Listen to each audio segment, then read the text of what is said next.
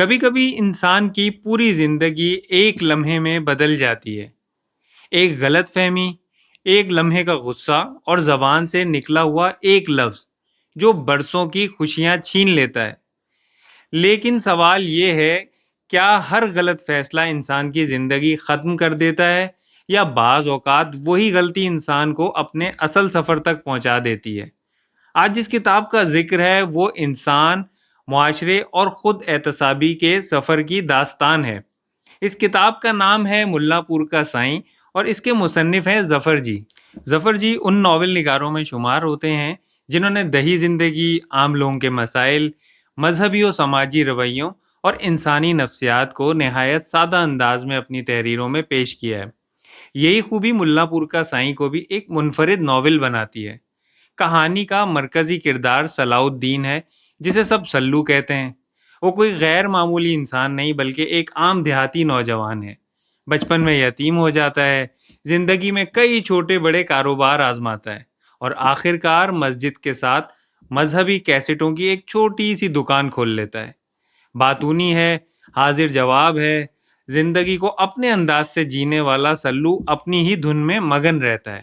پھر اس کی زندگی میں عالیہ آتی ہے، محبت ہوتی ہے، شادی ہوتی ہے، اور یوں لگتا ہے کہ زندگی اپنی منزل پا چکی ہے۔ مگر ایک رات صرف ایک غلط فہمی، ایک لمحے کا غصہ اور ایک جلد بازی میں کیا گیا فیصلہ اس کی پوری دنیا الٹ کر رکھ دیتا ہے۔ وہ اپنی بیوی کو طلاق دے دیتا ہے، اپنی غلطی کا احساس ہونے پر وہ تلافی کرنا چاہتا ہے، لیکن اب معاملہ صرف میاں بیوی کے درمیان نہیں رہتا۔ مختلف آراء، مختلف فتوے، معاشرتی دباؤ اور لوگوں کے رویے اس مسئلے کو مزید پیچیدہ بنا دیتے ہیں۔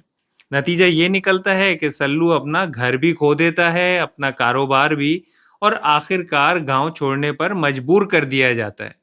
یہاں تک شاید آپ کو لگے کہ یہ صرف طلاق کے مسئلے پر لکھا گیا ایک ناول ہے، لیکن حقیقت میں اصل کہانی تو یہاں سے شروع ہوتی ہے۔ گھر سے دوری، تنہائی اور مسلسل ٹھوکریں سلو کو اپنے ارد گرد کی دنیا کو ایک نئے زاویے سے دیکھنا سکھاتی ہیں۔ وہ محسوس کرتا ہے کہ زندگی کے بہت سے سوالوں کے جواب ہیں، اور وہ اتنے آسان نہیں ہیں جتنے وہ پہلے سمجھتا تھا، اور انسان کو بدلنے کے لیے صرف حالات نہیں، سوچ کی تبدیلی بھی ضروری ہوتی ہے۔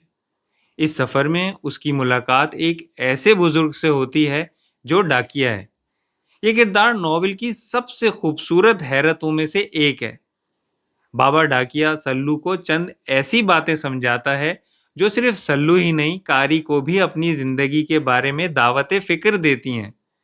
وہ اسے احساس دلاتا ہے انسان کبھی کبھی اپنے سوالوں کے جواب غلط جگہوں پر تلاش کرتا رہتا ہے، جبکہ اصل تبدیلی اپنے اندر جھانکنے، اللہ سے تعلق مضبوط کرنے اور اس کی مخلوق کے ساتھ حسن سلوک سے شروع ہوتی ہے۔ مجھے اس ناول کی سب سے اچھی بات یہ لگی کہ مصنف نے کہیں بھی قاری پر اپنے خیالات مسلط کرنے کی کوشش نہیں کی۔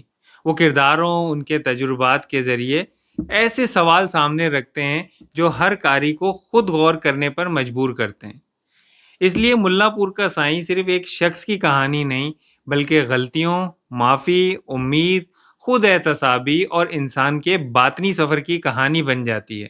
اور شاید یہی وجہ ہے کہ کتاب ختم ہونے کے بعد بھی اس کے بعض کردار اور ان کی باتیں دیر تک ذہن میں گونجتی رہتی ہیں۔ اگر آپ ایسی اردو کتابیں پسند کرتے ہیں جو صرف وقت گزاری کا ذریعہ نہیں بلکہ آپ کو سوچنے پر بھی مجبور کریں، تو ملا پور کا سائیں بھی انہی کتابوں میں سے ایک ہے۔